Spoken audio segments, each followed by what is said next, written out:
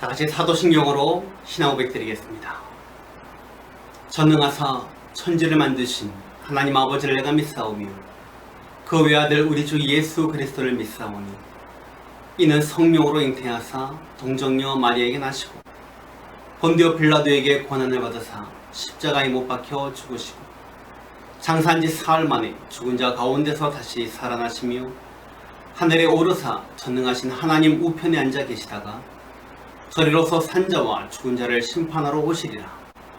성령을 믿사오며 거룩한 공예와 성도가 서로 교통하는 것과 죄를 사하여 주는 것과 몸이 다시 사는 것과 영원히 사는 것을 믿사옵나이다. 아멘.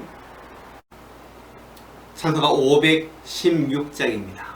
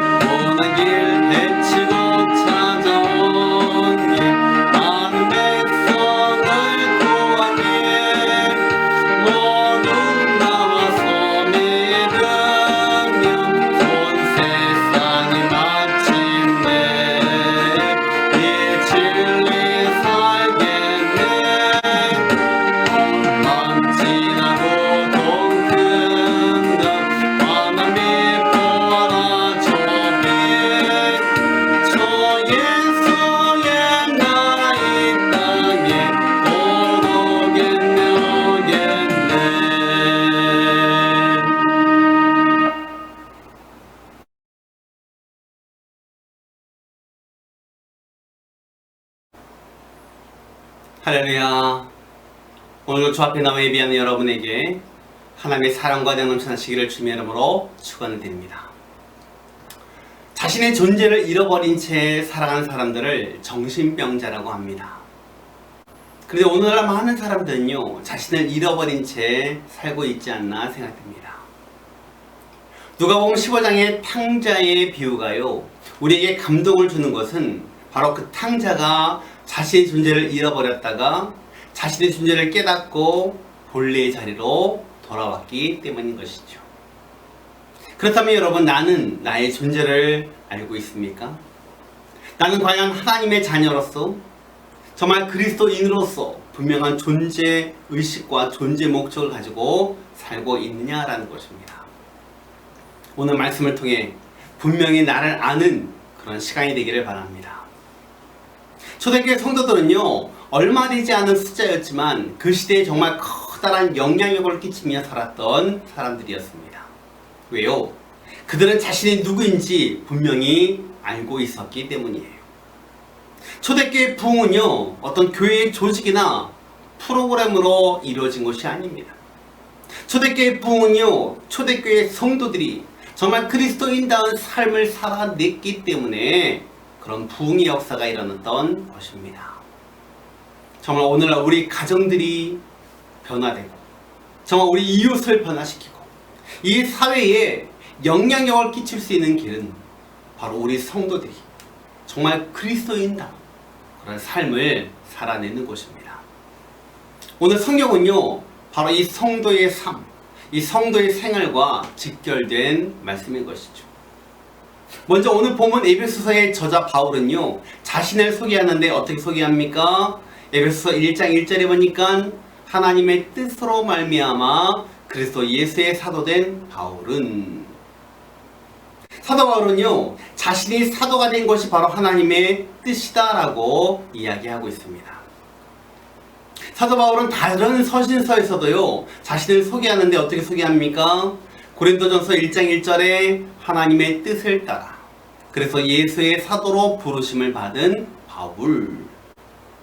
갈라디아서는요, 오직 예수 그리스도와 그를 죽은 자 가운데서 살리신 하나님 아버지로 말미암아 사도된 바울은, 골로새서 1장 1절에는요, 하나님의 뜻으로 말미암아 그래서 예수의 사도된 바울. 이처럼 바울은요, 하나님께서 자신을 부르셨다라는 분명한 소명의식이 있었던 사람이었습니다. 바울에게 있어서 소명은요, 생명보다 중요했고 그의 삶의 전부였고 그를 지탱하는 삶의 원동력이었던 것입니다. 우리도 이런 소명의식을 가지고 살아야 될 줄 믿습니다. 하나님이 나를 부르셨다라는 분명한 소명의식, 하나님이 나를 그냥 부르신 것이 아니라 나를 향한 분명한 목적과 뜻이 있다라는 것을 분명히 알고 살아가야 될 줄 믿습니다. 하나님께서 나에게 주신 이 소명을 발견하는 여러분 되시길 바랍니다. 하나님이 나를 부르신 목적을 발견하는 여러분 되시길 바랍니다. 그럴 때에 하나님의 영광을 드러낼 수 있는 삶을 살 수 있는 거예요. 여러분, 바울이 가진 이 소명의식은요, 어떤 자신이 인위적으로 만들어낸 것이 아닙니다. 바울의 소명은요, 하나님의 뜻으로 이루어진 것이고 하나님이 주신 특권이었습니다. 이 권위를 가지고 사도 바울은 에베소에 있는 성도들과 그리스도 안에 있는 신실한 자들에게 편지하고 있는 것이에요. 그 편지가 바로 에베소서인 것입니다. 그러면 이 에베소서는 누구에게 편지했느냐? 에베소 1장 1절에 보니까요, 에베소에 있는 성도들과 그리스도 예수 안에 있는 신실한 자들에게 편지하노니. 당시 에베소는요, 상업이 번창한 항구 도시입니다. 그리고 아데미 여신을 숭배했던 곳이었고요, 그 아데미 여신의 본부가 있었던 곳이었습니다. 이런 곳에서 에베소 교회가 세워지고 성도들이 신앙생활을 했는데요, 이 성도라는 말은요, 헬라어로 하기오이 해가지고 하나님의 거룩한 목적을 위해 구별된 사람이란 뜻입니다. 즉 성도는 구별된 사람입니다. 여러분은 구별된 사람입니다. 믿습니까? 또 그리스도 안에 있는 신실한 자들이라는 것인데요, 그리스도 안이라는 것은 무엇입니까? 그리스도인이라는 것은 무엇입니까? 그리스도 안에 있는 자들이에요. 여러분, 에베소 1장 3절에서 23절에 보니까요, 그리스도 안, 그의 안, in Christ, 이런 말이 무려 9번에 나오고요, 에베소 전체에는 164번이나 사용되었던 것을 보게 됩니다. 그러므로 그리스도 안, 이것은 바로 에베소서의 핵심인 것이에요. 그러면 그리스도 안은 무슨 뜻입니까? 바로 그리스도와 연합했다라는 뜻이에요. 가지가 포도나무에 붙어있듯이 그리스도와 인격적으로 붙어있고 인격적으로 생명력 있게 연합했다라는 것을 바로 그리스도 아니다라는 그런 이야기합니다. 여러분, 신실한 자, 그리스도 안에 신실한 자, 이 신실하다라는 것은요, 피스토스 해가지고요, 믿음을 가진 자라는 뜻입니다. 인격적으로 충성된 자라는 뜻이기도 해요. 그러므로 여러분, 신실한 말은요, 믿음과 연결해서 말할 수 있는 것입니다.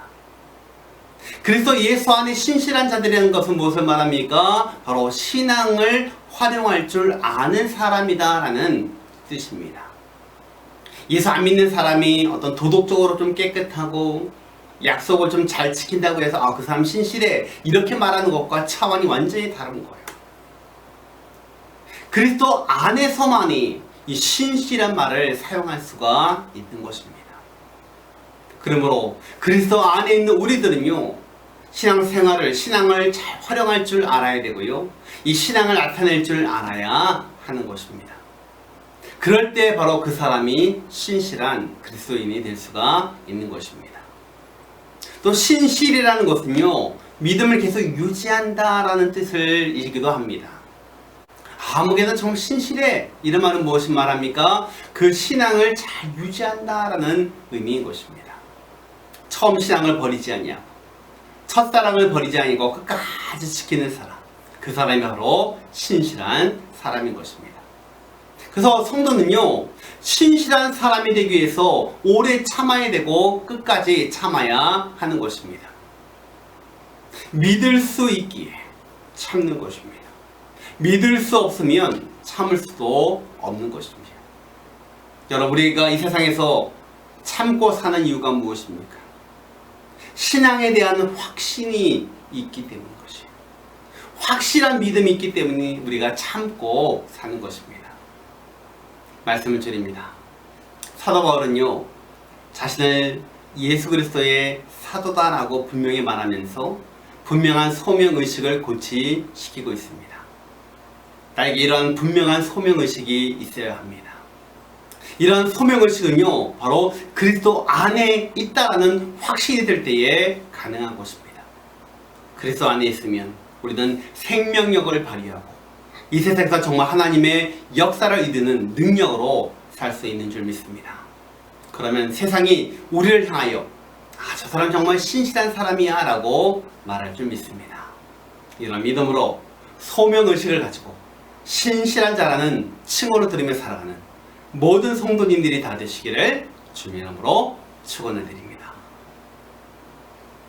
기도하겠습니다.